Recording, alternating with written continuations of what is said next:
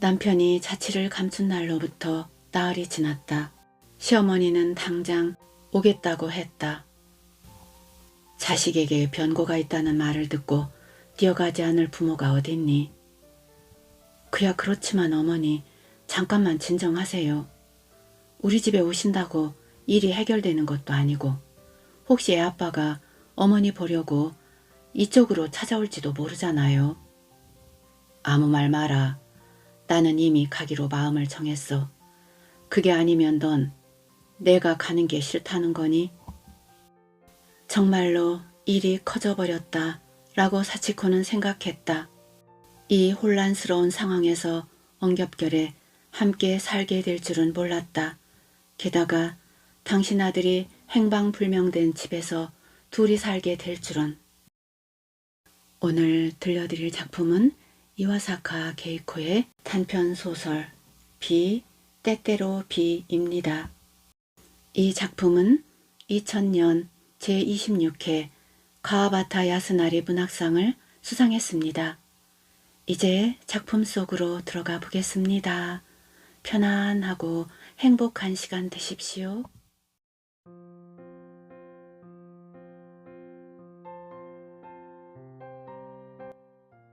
종이 몇 장이 개찰구 앞 길바닥에 달라붙어 있었다.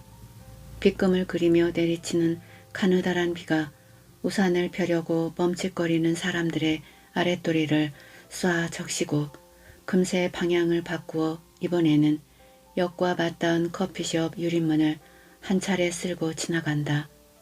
거의 동그란 모양의 광장 주위로 키 큰 건물들이 삥 둘러싸고 있어서 그런지 이곳에서는 바람이 도무지 예측하기 힘든 방식으로 움직인다. 해 저물녘인데다 진한 회색 구름마저 하늘을 뒤덮고 있지만 개찰구 근처는 이상하게 환한 조명 덕분에 귀가하는 학생이며 직장인의 등에서 어딘가 들썽들썽한 분주함이 느껴진다.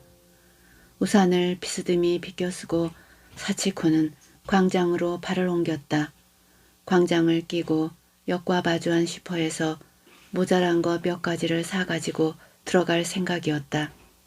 집에서는 시어머니가 한참 배고픈 채로 기다리고 있을 것이다.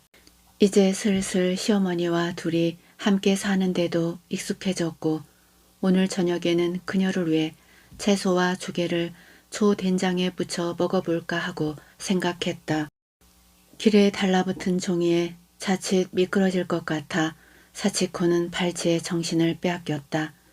그 종이에는 선명하지는 않지만 사람의 얼굴인 듯한 것이 복사되어 있었다. 그걸 피해 발을 내디려 할 때였다.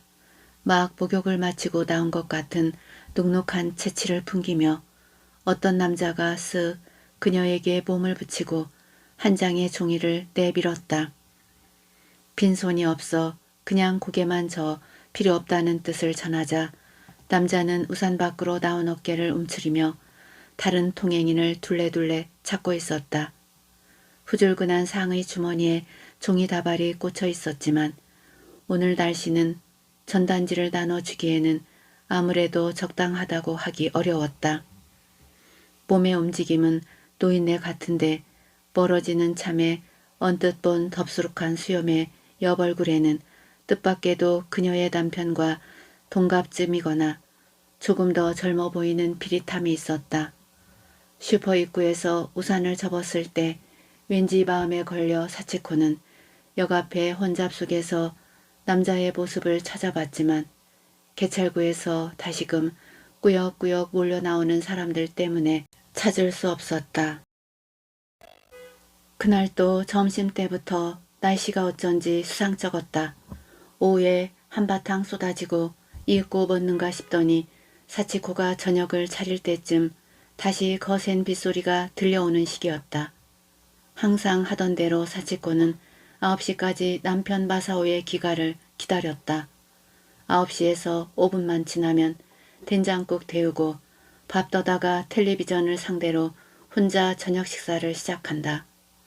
대개 8시 반쯤이면 어김없이 돌아오는 남편과 둘이서 식사할 때도 텔레비전은 켜놓고 있어서 드문드문 이야기는 해도 시선은 화면으로 향한 채였다. 알코올에 약한 남편은 저녁 반주 습관이 없어서 식사는 어이없을 만큼 금세 끝난다.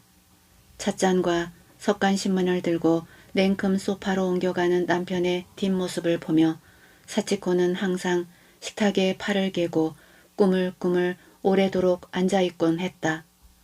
어쩌다 그날 밤처럼 혼자일 때는 하염없이 뭉그적거리며 재미도 없는 텔레비전 화면을 멍하니 들여다보곤 했다. 화면에서는 봄 장마에 대한 얘기를 하고 있었다. 날씨가 맑아져도 그리 길게 가지 않고 구름이나 비 오는 날이 더 많을 거라고 했다. 아침에 널어둔 빨래가 얼마나 말랐는지 보려고 베란다로 나간 사치코는 우선 밤 공기를 깊이 들이쉬며 어둠을 내다보았다. 약해진 빛발 저 너머로 여가 빌딩의 불빛이 단단히 뭉쳐져서 작게 반짝였다. 이렇게 간다면 한밤중 지나서는 비가 그치고 구름도 걷혀 일기예보대로 내일 날씨는 틀림없이 맑을 것 같았다. 그러면 아직 눅눅한 빨래도 내일 낮에는 바짝 마를 것이다. 높은 하늘에는 비구름에 터진 틈새로 남보랏빛 하늘이 조금씩 보이기 시작했다. 요염할 만큼 촉촉한 물기를 품은 밤 공기가 살갗에 감겨들었다.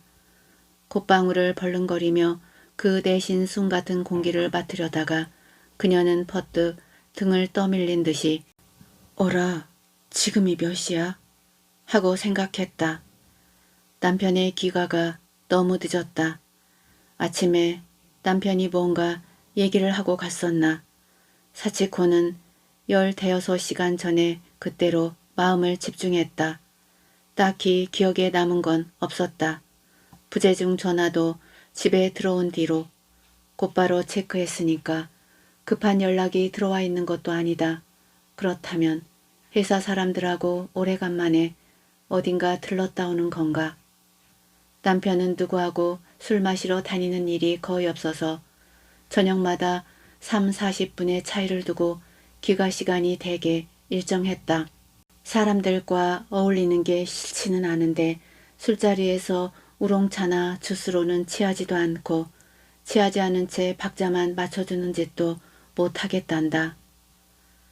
나가이 시내는 부인이 아주 좋으시겠네. 남편이 날마다 일찌감치 귀가하시니 얼마나 좋겠어. 아주 열렬하게 부인을 사랑하시나 봐. 신혼 때는 자주 그런 돌림을 당했다고 한다. 그로부터 벌써 20여 년이 지났다. 결혼해서 5년이 지나자 날이면 날마다 일찌감치 집에 들어가면 부인이 지겨워하지 않아? 우리 집은 내가 쫄쫄 배고파서 들어가도 아이들 먹는 카레나 햄버거뿐이야. 정말 비참해. 라고들 했단다. 판에 박은 듯 정확한 남편의 귀가 시간에도 예는 있었다. 애아들 사토루가 밤이면 밤마다 울어대는 통에 사치코가 육아 노이로제에 걸렸을 때 그 사토루가 고등학교 때 등교를 거부해 졸업이 위태로워졌을 때다. 가족이라는 인연의 고리가 강해지기는커녕 거꾸로 그 위태로움만 느껴져서 사치코가 집안일을 포기해버렸기 때문이다. 앞쪽 길에서 자동차 서는 소리가 날 때마다 혹시나 하고 엉거주춤 일어섰다. 차 문이 닫히는 소리, 이어서 자동차가 떠나는 소리, 지그시 귀를 기울이며 이어지는 소리를 머릿속에 그렸다.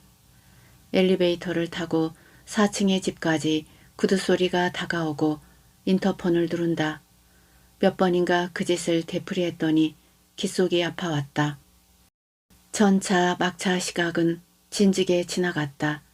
혹시 교통사고를 당한 게 아닐까 하는 생각도 했지만 그렇다면 경찰이나 병원에서 연락이 왔을 터였다. 포기하고서 그녀는 잠자리에 들었다. 좀채 잠이 안 올 거라는 걱정과는 달리 곧바로 잠이 들어 아침까지 한 번도 깨지 않았다. 비는 거치고 햇살이 비쳐들고 있었다. 아침 식빵을 구우며 대체 무슨 일일까 하고 사치코는 머릿속이 복잡했다. 홍차를 탈 생각이었는데 주전자에 녹차잎을 넣고 식빵을 까맣게 태워먹는 바보짓까지 했다. 이대로 가만히 있어도 괜찮은 건가? 최소한 어딘가에 전화라도 해봐야 하는 거 아닌가? 사토루와 시어머니의 얼굴이 동시에 머리에 떠올랐지만 둘 다 전화를 하기에는 아직 시간이 너무 일렀다. 그리고 늘 하던 대로 일하러 나가는 것도 어쩐지 망설여졌다. 하지만 마냥 기다리기만 하는 하루가 얼마나 답답한지 상상만 해도 지겨워져서 절대 집에는 있고 싶지 않았다. 사치코는 리사이클숍 몇 군데를 경영하는 친구 가게에서 아르바이트를 하고 있다. 그리 대단한 수입은 아니지만 눈이 핑핑 돌 만큼 바쁠 때도 없어서 그야말로 속 편한 일터라는 게 마음이 들었다. 드문드문 손님을 맞는 틈새 무심코 남편 회사에 전화를 해본 사치코는 나가이 씨는 아직 출근 안 했는데요. 라는 말만 듣고는 서둘러 수화기를 내려놓았다. 평일 오전에 회사에 없다면 대체 어디 있는 걸까? 어제 아침까지는 손이 닿는 곳에 있었던 남편이 이제는 정체를 알 수 없는 타인처럼 멀게만 느껴졌다. 점심때는 시어머니에게 전화를 넣었다. 여보세요? 저예요. 너무 오래간만에 전화 드리네요. 올해로 74살인 시어머니 타키코는 여느 때처럼 찰기 있는 낭랑한 목소리로 응했다. 그래, 오래간만이다. 나 같은 건 잊어버린 줄 알았네. 뭐 나야 그럭저럭 잘 지낸다만 혼자 사는 노인네를 이렇게 내팽겨쳐 두는겨 아니야. 그나저나 마사오는 건강하니? 도리어 되묻는지라 사치코는 시어머니에 대한 용건은 이걸로 끝났다고 생각했다. 네, 덕분에. 그렇다면 다행이지만 건강 좀 잘 보살펴줘. 나이 50을 넘으면 이래저래 탈이 나는 법이야. 근데 무슨 일이니? 오늘 무슨 볼 일이 있어? 아니요. 내내 연락도 못 드려서 어떻게 지내시나 하고. 그러고는 적당히 말을 돌리다가 전화를 끊었다. 덥지도 춥지도 않은 날씨였지만 짧은 대화를 나누는 동안 겨드랑이에 땀이 나 있었다. 가게 문을 열고 밖으로 나온 사치코는 심호흡을 거듭했다. 시어머니는 아무래도 거북스러웠다. 게다가 남편의 행방은 여전히 알지 못한 채였지만 어제나 그저께와 하나도 달라진 게 없는 거리를 바라보고 있으려니 겨우 하루밖에 안 됐잖아 라는 마음도 들었다. 햇살은 바로 위에서 부드럽게 쏟아져 살갗의 땅구멍을 하나하나 열어나가는 것 같았다. 도심에서 지하철로 1시간가량 떨어진 역 앞 상점가의 한 기퉁이었다. 역에서 다시 버스로 10여 분쯤 들어간 곳에 사립대학의 교양학부가 이전해온 뒤로 몰라볼 만큼 북적거리게 되었다. 아침이건 저녁이건 젊은 사람들의 얼굴이 온종일 길거리에 보이고 그 젊은이들을 위한 가게가 몇 군데나 새로 생겼다. 오래된 상점가에 활기가 돌고 사치코가 일하는 리사이클 숍에도 진열하는 상품이 달라졌다. 태평하게 거리를 휘적휘적 돌아다니는 학생들의 모습에서 지방대학에 가 있는 사토리의 얼굴이 자꾸 떠오르는 바람에 그만 할 말이 없어져 버렸지만 가게 앞에서 햇볕을 쬐고 있는 사치코를 향해 한 집 건너 양식당 환기창에서 풍겨오는 소스 냄새가 식욕을 돋우었다. 양식당이어도 좋고 가락국수 집이어도 좋다. 뭔가 따스한 것을 먹고 싶은 마음이 들었지만 도시락이 있었다. 다시 들어온 3평 남짓한 가게 안은 조명이 켜져 있는데도 환한 바깥의 익은 눈에는 어두침침하게 보였다. 헌의르며 가구, 그 밖에 자잘한 물건들이 바라는 독특한 냄새로 가득 차서 창을 열고 환기구를 돌려도 때와 먼지와 곰팡이가 발효한 것 같은 공기는 물건 사이사이에 고여 꼼짝도 하지 않았다. 주전자에 물을 끓여 인스턴트 된장국을 만들고 아침에 장아찌를 넣고 몇 번 꾹꾹 지어 쌓아온 주먹밥을 한 입 베어 먹었다. 겨우 정신이 났다. 날짜별로 티백 홍차에 단빵이나 야채빵으로 메뉴를 바꿔가며 항상 도시락, 예식은 전혀 하지 않는다. 우선 혼자서 가게를 지켜야 하기 때문에 자리를 비울 수가 없다. 가장 난처한 건 화장실이 없다는 것이어서 볼일을 볼 때는 가게 문을 잠그고 역이나 슈퍼 화장실까지 달려가야 한다. 입안 가득히 매실 장아찌의 시큼한 맛을 느끼며 사치코는 조금 전 시어머니와 나눈 대화를 밥알과 함께 곱씹어 보았다. 남편은 원래부터 자신의 어머니에 대해 거의 무관심했다. 세상 남자들이 흔히 말하는 어머니의 손맛이니 하는 얘기도 없고 어린 시절을 그리워하는 얘기도 거의 없었다. 그렇건만 시어머니 쪽에서는 아들에 대해 항상 자신만만한 것이다. 그 격차가 우스웠다. 엄마와 아들이란 원래 그런 걸까? 나와 사토루도. 하지만 그 다음을 생각하는 게 귀찮아서 사치코는 한숨을 내쉬며 된장국을 훌훌 마셨다. 젊은 남자 손님이 들어와 창가에 걸린 멜빵 바지를 만지작거렸다. 가만히 지켜보자니 남자는 새 멜빵 바지를 입고 있으면서도 별로 망설일 것도 없이 또 헌옷을 사기로 결정한 모양이다. 종이봉투를 들고 남자는 환한 길거리에 녹아들듯이 사라지고 그 뒤로 어딘가에서 행진곡 같은 음악이 미풍과 함께 흘러들었다.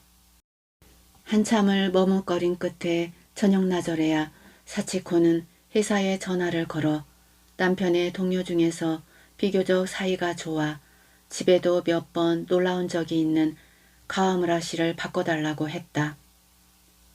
아, 아주머니세요? 우리도 지금 연락해 보려던 참이에요.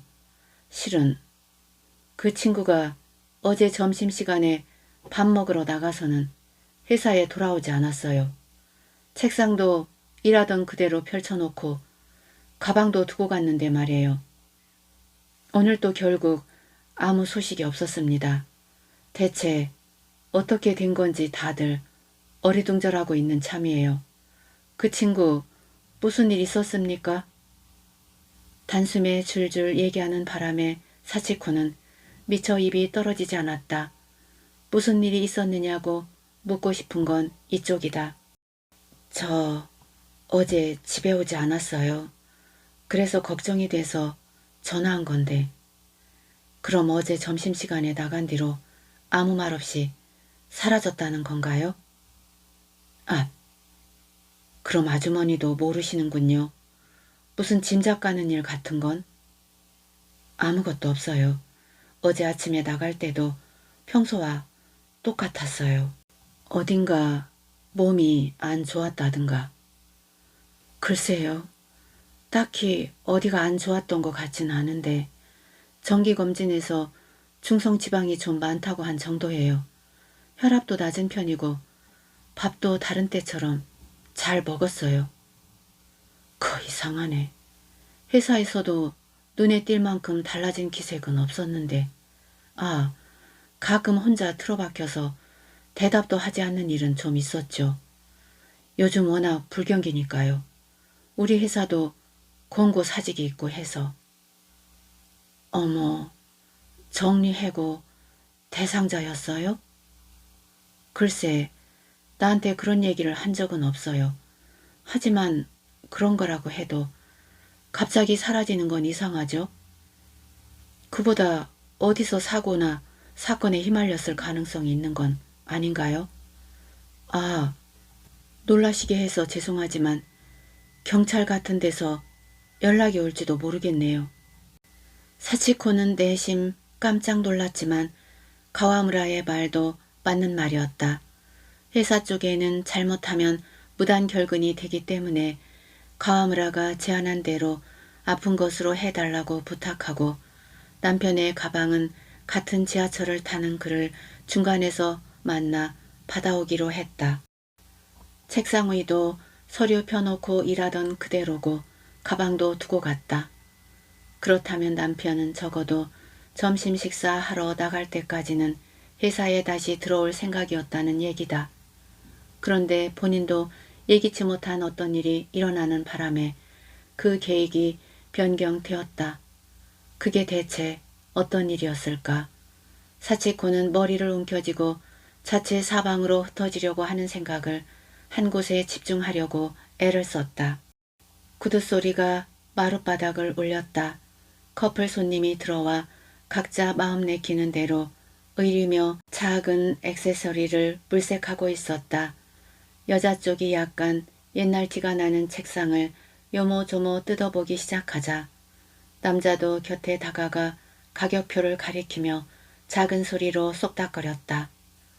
부부구나 하고 짐작한 사치코는 왠지 그들에게 관심이 갔다. 여자는 책상을 놔두고 이번에는 낡은 피아노 의자에 눈길을 던졌다. 앉는 자리에 둘러씌운 피로도는 달았지만 다리의 목재는 묵직하게 탄탄하다. 다르륵 소리를 내며 원형 좌석이 돌아갔다. 두 사람은 얼굴을 마주보며 소리 없이 웃더니 이거 얼마예요? 라고 사치코에게 물었다. 붙여둔 가격표가 떨어져 나간 걸까? 사치코는 노트를 뒤적여 가격을 알려주었다. 예상했던 가격과 크게 차이가 났는지 두 사람은 포기한 채 아무것도 사지 않고 가게를 나갔다. 남자도 여자도 극히 평범한 얼굴형이라 그리 눈에 띄는 구석은 없었지만 사치코의 눈에는 두 사람이 무심히 주고받는 몸짓 하나하나가 남다르게 사이좋은 부부로 보였다. 가게 문 닫기 5분 전쯤에 주인이 나와서 계산과 현금을 확인하고 갔다. 친구인 아내 쪽이 오는 일도 있고 그녀의 남편이 오기도 한다. 물건 매입이며 팔린 상품과 경향, 요즘 경기 동향 같은 별스러울 것 없는 잡담을 나누다가 문단속을 한 뒤에 가게 주인은 자동차를 타고 다음 가게로 향하고 사치코는 걸어서 역으로 향했다. 개찰구에도 플랫폼에도 남녀 대학생이 대부분인 속에서 사치코는 하나하나 골라내듯이 중년이나 초로의 남자들을 눈으로 찾았다. 하루 일을 마치고 돌아오는 이 시간, 남자들의 지쳐버린 표정에 남편의 얼굴이 겹쳐지는 듯한 마음이 들었다. 저런 식으로 하품을 하고 담배를 입에 물고 손가락으로 콧구멍을 쑤시고 석간신문을 펼치고 기침을 하고 가래를 뱉고 미니스커트의 여자를 할 듯이 쳐다보고 반대편 플랫폼으로 기가하는 승객을 가득 실은 지하철이 미끄러져 들어왔다. 다른 때 같으면 그 차에 탔을 사치코는 시선을 허공에 던진 채 가와무라를 만나기 위해 도심으로 향하는 차를 기다렸다. 여보세요? 수화기 너머에서 대답을 기다리는 기척이 전해져 왔다. 사토루? 엄마야, 잘 지내니? 몇 초 동안의 침묵 뒤에야 겨우 무거운 입이 열렸다. 웬일이야? 좀 말하기가 그렇긴 한데 혹시 요즘 아빠한테서 무슨 연락 없었니? 없었어. 전화가 왔다든가 만나러 왔다든가. 없었다니까? 사토루는 벌써 짜증스런 소리를 냈다. 수화기를 내려놓기 전에 이 얘기만은 해야 한다는 절박한 마음으로 사치코는 애원하다시피 말했다. 그럼 혹시 아빠한테서 연락 오면 곧바로 엄마한테 알려줘. 알았지? 알았지라고 말하는 도중에 전화가 끊겼다. 사토루는 다른 현의 대학 기숙사에 가 있었다. 2년 동안 재수한 끝에 가까스로 합격한 학교다. 부모와 떨어져 살 수 있는 게 너무나 좋은지 방학에도 웬만해서는 돌아오지 않는다. 지금도 엄마가 전화한 이유조차 묻지 않았다. 남편이 자취를 감춘 날로부터 나흘이 지났다. 그의 소지품 속에서 크레디트 카드는 발견되었다. 캐시카드는 가져간 것 같아서 거래은행에 문의해 봤더니 자취를 감춘 그 다음 날에 회사 근처에서 소액을 인출해 갔다는 게 밝혀졌다. 그리고 오늘 도심의 또 다른 곳에서도 약간의 목돈이 인출되었다. 어디서도 아무 말이 없는 걸 보면 틀림없이 곧 돌아올 겁니다. 라고 위로해준 가와무라의 말을 완전히 믿은 건 아니지만 처음 한동안은 사치코 스스로도 얼마간 만만하게 본 구석이 없었던 건 아니다. 남편 마사오가 그리 크게 빗나간 일을 할 리는 없다. 자기 명의의 저금이 바닥나면 곧바로 익숙하게 살아온 이 집으로 돌아올 것이다. 최근 2, 3일의 불안이나 걱정을 웃으며 얘기할 때가 올 것이다. 그런 낙관적인 전망은 이제 그만 접는 게 낫지 않을까 하는 생각이 슬슬 들기 시작했다. 사치코는 그리 내키지 않은 얼굴로 매일 아침마다 리사이클 숍에 나왔다.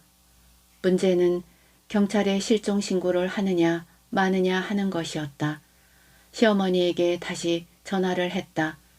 놀라거나 충격을 받지 않게 하려고 우선 최대한 길게 딴 이야기를 했다.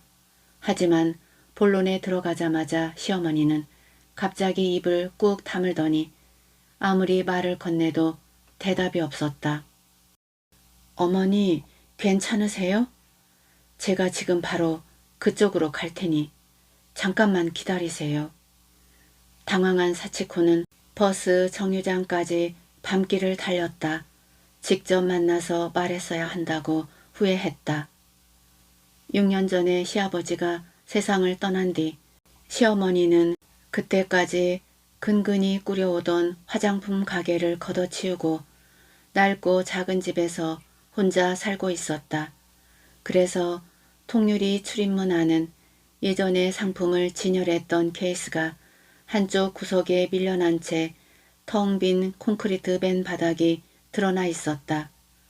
사치코가 도착했을 때 유리문의 커튼 너머는 캄캄하고 열쇠가 채워져 있었다. 인터폰을 눌렀더니 시어머니가 대답하는 소리가 나서 일단 마음이 놓였지만 커튼 틈새로 얼굴을 내민 시어머니의 표정은 딱딱했다. 방에 들어가 보니 며칠이나 청소한 흔적이 없는 가운데 큼직한 보스턴 백이 입을 벌리고 놓여 있었다. 내가 생각해 봤는데 이렇게 하는 게 가장 좋을 것 같아. 그래서 우선 급한 물건만 챙기는 참이야. 금방 다 준비할 거니까 잠깐만 기다려라. 천만 뜻밖에도 시어머니는 그날 밤 당장 사치코의 펜션에 가겠다는 것이었다. 왜? 무엇 때문에? 사치코의 머릿속은 혼란스러웠다. 예, 자식에게 병고가 있다는 말을 듣고 뛰어가지 않는 부모가 어디 있니?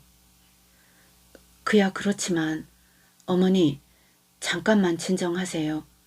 우리 집에 오신다고 일이 해결되는 것도 아니고 혹시 애 아빠가 어머니 보려고 이쪽으로 찾아올지도 모르잖아요. 사치코가 급히 시어머니의 마음을 달래보려고 하는데 단호한 말이 날아왔다. 아무 말 마라. 나는 이미 가기로 마음을 정했어. 그게 아니면 넌 내가 가는 게 싫다는 거니? 얼굴을 마주하고 그렇게 물어보니 더 이상 반대할 수가 없었다. 하지만 어떻게 일이 이렇게 되는 건가 하고 사치코는 가슴속에서 수없이 자문하고 있었다. 시어머니의 짐을 들고 택시와 전차와 버스를 갈아타며 집에 도착했을 때는 완전히 지쳐서 뭘 생각할 여유도 없었다. 그리고 제발 이 모든 것이 꿈이기를 빌며 잠이 든 사치코는 눈이 뜨인 순간 거북등처럼 쩍쩍 갈라지는 듯한 두통에 저도 모르게 신음을 흘렸다. 게다가 옆방에서는 시어머니의 잠든 숨소리가 들려왔다. 간밤의 일이 피할 도리 없는 현실이라는 것을 깨닫고 다시금 얼굴을 찌푸렸다. 창으로 비스듬히 아침 햇살이 내달렸다. 날씨가 좋을 모양이다. 글쎄, 좀 더 기다려보는 게 어떻겠니? 그런 다음에 신고해도 늦지 않잖아. 분별력 있는 50대 남자인데 회사나 가정을 그리 쉽게 버릴 수 있는 게 아니야.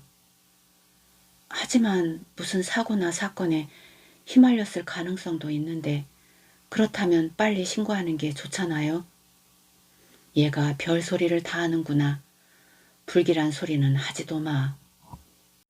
실종신고를 하는 것에 대해 사치코는 시어머니와 상의해서 어서 빨리 결정하고 싶었다.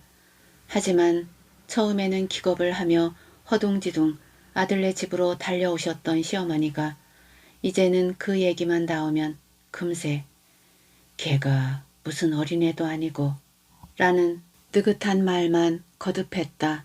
그러다가도 너무 걱정이 돼서 밥이 목을 넘어가지 않는구나 라고 사치코보다 풍만한 자신의 젖가슴에 두 손을 얹고 하소연을 하는 것이었다.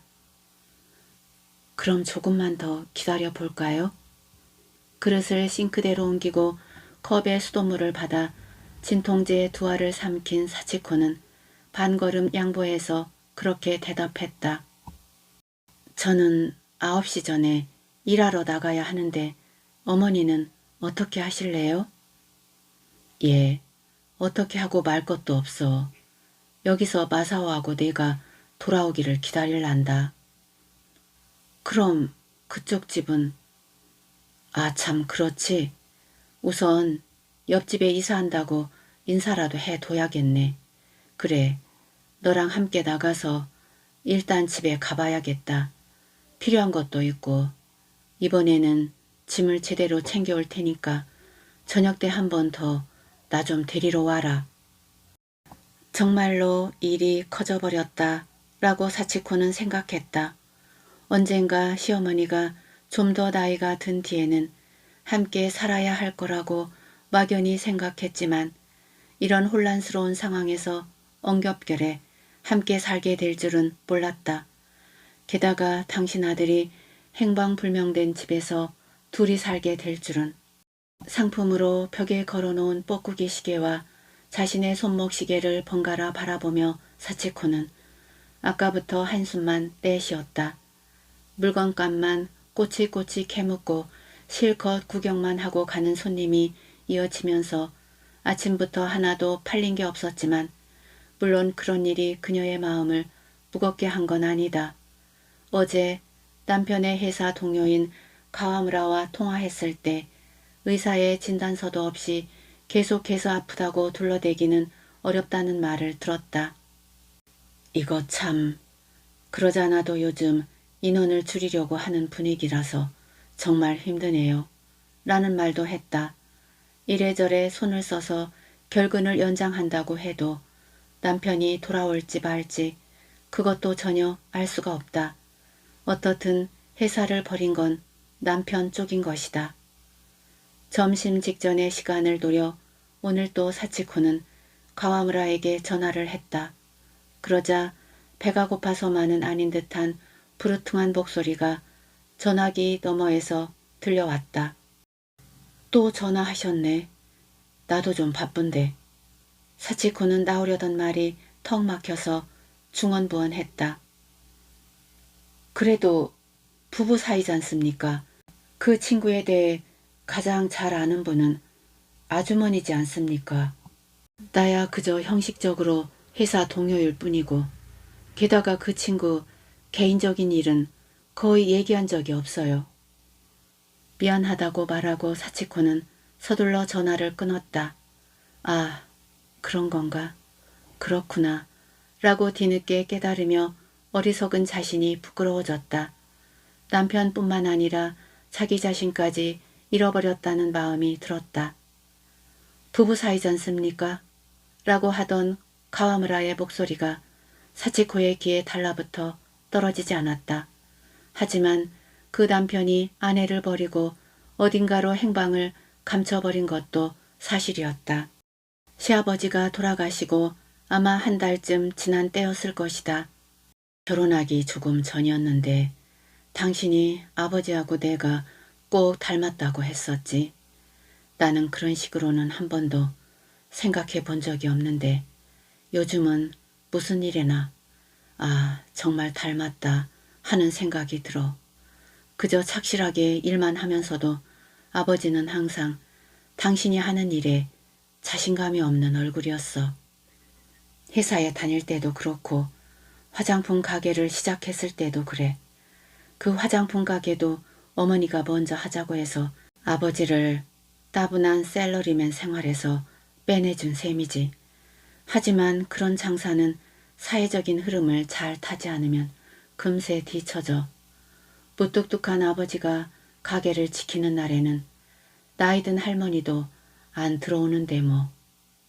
처음에는 사치코를 향해 한 말이었지만 점점 누구에게 말한다는 것도 없이 자조적인 느낌으로 그런 얘기를 하는 남편의 얼굴을 사치코는 새삼 찬찬히 뜯어봤었다. 한참 뒤로 물러난 이마, 안경이 얹힌 자그마한 코, 낮고 컬컬한 목소리가 시아버지를 꼭 닮았다. 무릎을 달달 떨고 있는 걸 깨달으면 손으로 꾹 누르고 눌렀다는 것을 잊어버리면 또다시 달달 떨어대는 버릇이 있었다. 등을 구부정하게 숙이고 셔츠 자락으로 안경을 끈질길만큼 꼼꼼하게 닦는 버릇도 있었다. 집에 있어도 침이라고 할 만한 게 없었다. 경마나 파친코에 손을 대도 정해둔 선을 넘지 않았고 담배도 피우지 않았다. 그는 언제나 적당한 선에서 그쳤다. 그래서 이번의 실종은 남편이 보여준 최초의 대담한 행동이라고 할 수 있었다. 아버지는 정말 용케도 결단을 내렸어. 무슨 얘기야? 회사 말이야. 셀러리맨 딱 그만둔 거. 나라면 어떻게 했을까? 당신은 어떻게 생각해? 어떻게 생각하냐니. 당신이 지금 회사 그만두면 곤란하지. 소파에 책상 다리를 하고 앉아 손톱을 깎던 남편의 얼굴 표정은 사치코 쪽에서는 볼 수 없었다. 그리고 이야기는 그걸로 그만 끊겼었다. 부부 사이지 않습니까? 그 말이 방아쇠가 되어 사치코는 문득 그런 대화들을 선명하게 떠올렸다. 작은 한마디 말이며 정경이 거품처럼 기억의 밑바닥에서 떠오르자 덩달아 또 다른 거품이 떠오르고 이윽고 의식의 수면에 거품의 꽃이 피어나는 것 같았다. 가게 전화가 울렸다. 아주머니, 카와무라예요. 조금 전에는 제가 말이 좀 지나쳤네요. 미안합니다. 그래서 말인데요. 내가 여기저기 좀 물어봤더니 실종 신고를 하는 것도 괜찮지만 두세 가지 미리 확인해 두는 게 좋겠다는군요. 여보세요? 이런 말씀 드리기는 좀 그렇지만 그 친구에게 혹시 여자가 있었는가? 그리고 사채빚은 없었는가? 그 두 가지예요.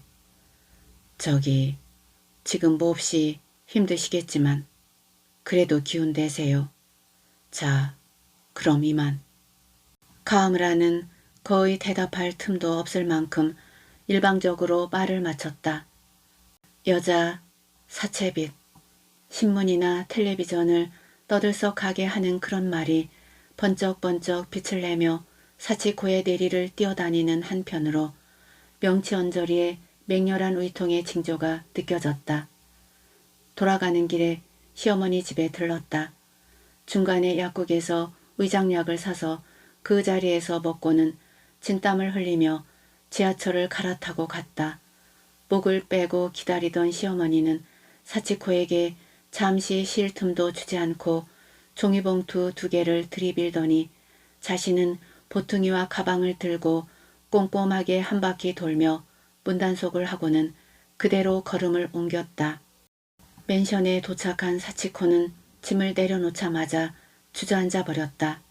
하지만 시어머니는 자기가 쓰겠다고 정한 방에 냉큼 짐을 가져다 놓더니 두 손을 허리에 짚고 어라라 하는 표정으로 말했다. 내가 점심때부터 아무것도 먹질 못했어. 이 늙은이가 차 한 잔 못 얻어먹고 그냥 자야겠니? 멍한 얼굴로 사치코가 올려다보니 말과는 달리 시어머니의 눈은 웃고 있었다. 죄송해요. 지금 차려드릴게요. 사다 놓은 게 없어서 남은 걸로 그냥 먹어야겠네요. 주전자를 가스불에 올려 차 준비부터 해놓고 냉장고를 열어보았다. 반찬이 담긴 밀폐 용기를 꺼내고 유부 2장과 무 1조각을 찾아냈다. 차를 끓이고 남은 뜨거운 물에 유부를 데쳐 기름을 빼고 된장국을 할까 말까 망설이다가 볶음을 하기로 했다. 무는 강판에 갈아야지. 딴 여자가 있었나? 바로 옆에서 시어머니의 중얼거리는 소리가 났다. 화들짝 놀란 사치코는 채칼의 손가락 끝을 쓸어버렸다. 저런, 그렇게 놀랐니? 하지만 어떤 남자라도 방심할 수 없는 법이야. 마가 끼는 일도 있자니. 그런 융통성 없는 남자가 도리어 더 위험해. 여자의 감으로 뭔가 느껴지는 거 없어? 손에 휴지를 말다가 사치코는 무서운 입을 열어 낮에 가와무라에게서 걸려온 전화 얘기를 들려주었다. 물기 뺀 유부를 오븐 토스터에 펴놓은 동안 좁은 주방에서 두 사람은 입을 꾹 다문 채 서 있었다. 이윽고 사치코가 억양없는 목소리로 이야기하기 시작했다. 제 생각에는 가와무라 씨가 말한 2가지 중에 어느 쪽도 해당 안 되는 것 같은데 그렇다고 딱히 부부 사이가 좋았던 것도 아니라서 자신은 없지만요. 유부가 열기에 톡톡 튀는 소리와 고소한 냄새가 토스터 틈새로 새어나왔다. 뭐가 뭔지 하나도 모르겠어요. 말을 마쳤을 때 타이머가 찡 하는 소리를 냈다. 아유, 냄새가 아주 맛있게 나는구나. 무즙 얹고 간장 좀 뿌리자. 그때까지의 분위기를 일소하는 어딘가 신이 난 듯한 시어머니의 목소리였다. 대은밥과 반찬에 유부를 차려낸 식탁에 둘이 마주 앉았다. 맛있다. 김이 나는 찻잔을 손에 들고 시어머니가 방글방글 웃었다. 네, 맛있네요. 사치코도 동달아 미소를 지었다.